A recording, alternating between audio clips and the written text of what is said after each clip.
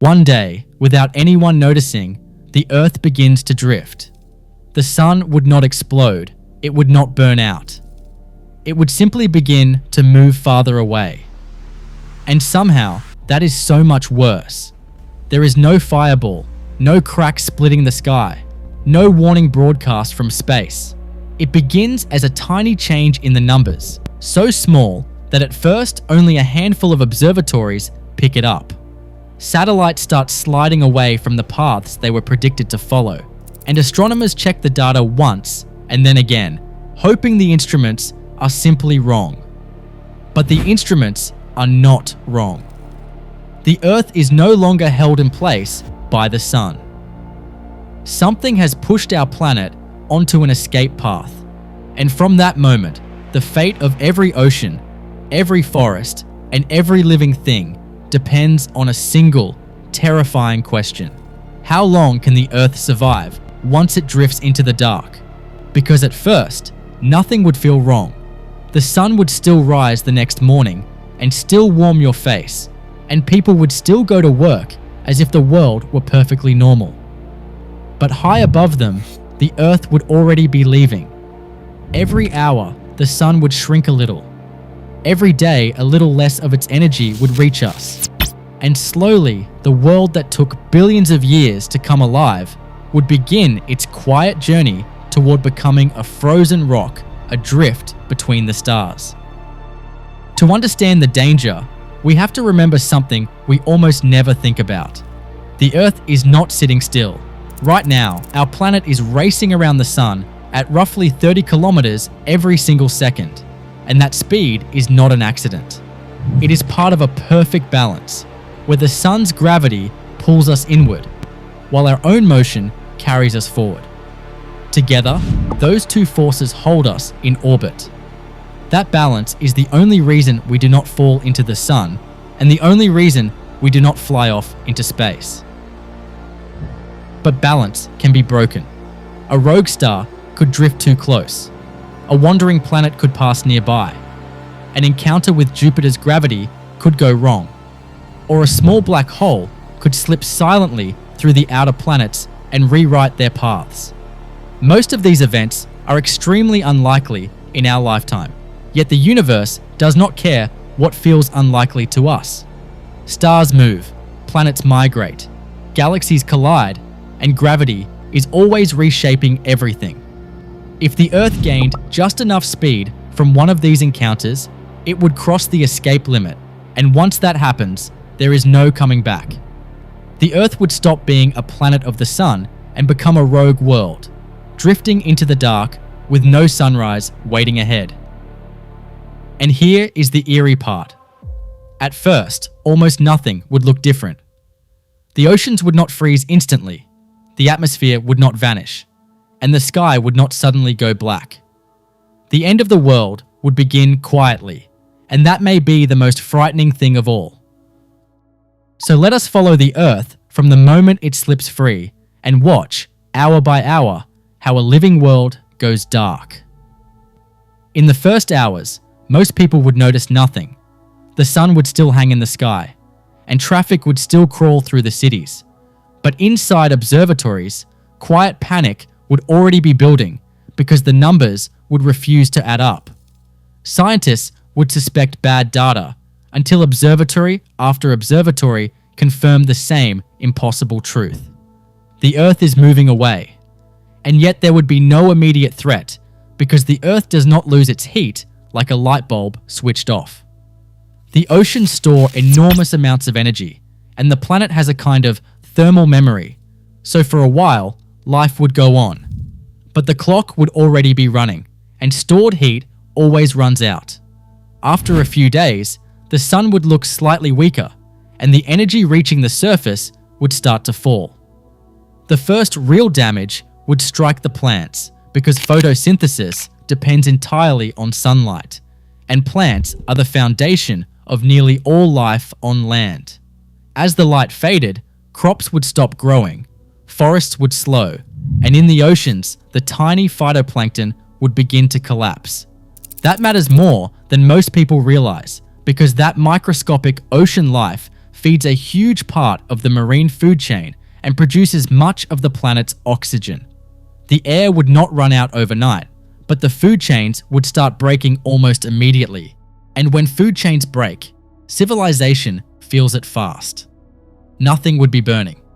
The world would simply be starving, quietly, in a dimming light.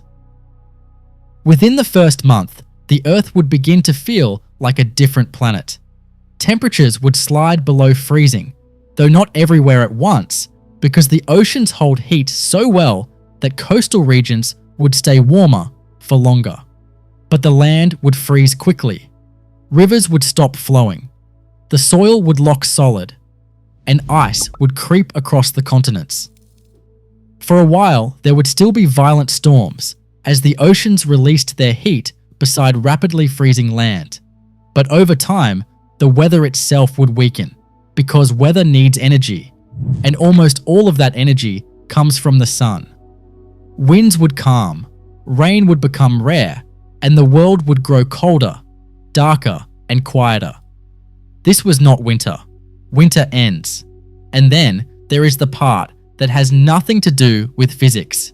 We are not only physically dependent on the sun, we are emotionally bound to it. Now every morning would feel wrong. The sun smaller, the light weaker, the cold lasting longer. People would slowly understand that this is not a harsh winter and not a passing disaster. This is the Earth leaving the only source of energy that ever made civilization possible. And that brings a deeper kind of fear. The fear of knowing the normal world is never coming back. After a single year, the Earth would no longer resemble the planet we know. The surface would be mostly frozen, the continents buried under ice, the forests dead, and the farms useless without artificial light and heat. The oceans would begin freezing from the top down, first a thin skin of ice, then thickening sheets that swallow the waves whole until the sea lay still and white from one horizon to the other. Seen from space, the blue marble would be turning white. Cities would become small islands of heat in a dead white landscape, and even they would only survive with enormous reserves of energy. Solar power would be worthless, and hydropower would die as the rivers froze.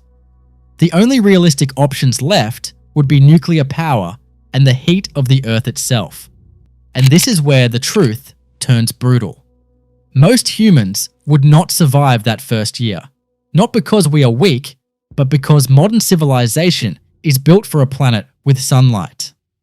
Our farms, our power grids, and our cities all assume a warm and stable surface. So take away the sun, and that surface becomes a trap. The question would no longer be whether we can save everyone, but who can reach shelter before the surface becomes unlivable. So where do you hide from a planet that has turned against life itself? You stop looking up. You start digging down. The survivors would go underground, into deep, sealed habitats built near geothermal energy, in volcanic regions and deep mines where the Earth's own internal heat could be reached and used. Because even without the sun, the Earth is not cold inside. Our planet still holds heat left over from its birth, and generates more through radioactive decay deep in the crust, and that hidden warmth would become humanity's last natural source of energy. Picture it. Vast caverns carved into warm rock, lit by an artificial daylight that never changes. Rows of green crops glowing under lamps. Steel corridors trembling with the heat of buried reactors. A single sealed city of the last humans, hidden beneath miles of ice. Children born into that world might never see the sun at all, and would hear about blue skies and warm afternoons the way we hear ancient myths. To them, the frozen surface would not be home. It would be the ceiling above their world. But the real surprise is not what happens on the frozen surface. It is what happens far beneath the ice. When the surface of the sea freezes, it does not turn solid all the way down. Ice floats, and that floating ice forms a lid that insulates the water below, slowing the freezing beneath it. So under kilometers of ice, parts of the ocean could stay liquid for an astonishingly long time, perhaps millions of years, kept warm by the heat leaking out of the planet's interior. In other words, our world could slowly become something like Europa or Enceladus, the icy moons of Jupiter and Saturn, frozen on the outside, liquid underneath, and possibly alive below. And that changes everything, because not all life on Earth depends on the sun. Deep on the ocean floor, around hydrothermal vents, entire ecosystems already survive on chemical energy rising from the planet's interior, with microbes thriving in total darkness. If the surface died, that hidden life might quietly continue. Not whales, not coral reefs, not the fish we know, but microbial life clinging to the vents in the deep. The Earth could look completely dead from the outside, while still carrying a hidden ocean full of life. A frozen shell, drifting between the stars, with a tiny heartbeat, still beating in the dark. That image is terrifying. And yet, it is strangely beautiful, because it means life is far harder to erase than we like to think. And we would not travel alone. The moon is bound to the Earth by gravity, so it would follow us out into deep space. But it only shines by reflecting sunlight, so as we drifted farther from the sun, it would grow dimmer and dimmer until there was no bright full moon left at all. No silver light on the water, no glow on the snow, just a faint grey disk, barely visible against the stars, circling a dark planet. Two frozen worlds falling together through the Milky Way, carrying every human story ever told toward no destination at all. There is one last, hopeful question. Could the Earth ever find another sun? In theory, yes, because a rogue planet can drift close to other stars as it crosses the galaxy. But being captured is extraordinarily difficult. Too fast, and it sails straight past. Too close, and it could be torn apart.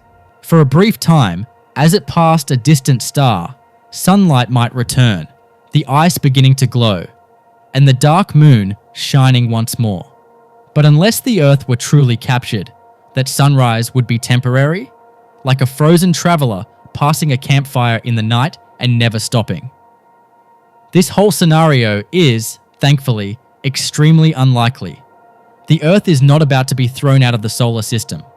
But this thought experiment teaches us something we tend to forget. We feel safe because the ground beneath us is solid, yet our real safety was never the ground. It was the orbit. We are alive because this planet sits at the right distance from the right star, moving at the right speed, with the right atmosphere and the right amount of water. The sun was never just a light in the sky. It is the reason the oceans move, the reason rain falls, and the reason our bodies have energy. We live beneath a star every single day and barely notice it, but if the Earth ever drifted into the dark, we would understand at once what it truly was. Not daylight, life support. The Earth would not be destroyed. It would simply be exiled, a frozen world and its silent moon, with a hidden ocean and a few last cities glowing somewhere beneath the ice. So here is the question I want to leave you with. If the Earth lost the sun and drifted into deep space, do you think humanity would survive? Or would we quietly vanish along with the daylight? Take a moment with that one. And if these are the kinds of questions that keep you looking up at the night sky, subscribe to Sci Beyond. I'll see you in the next one.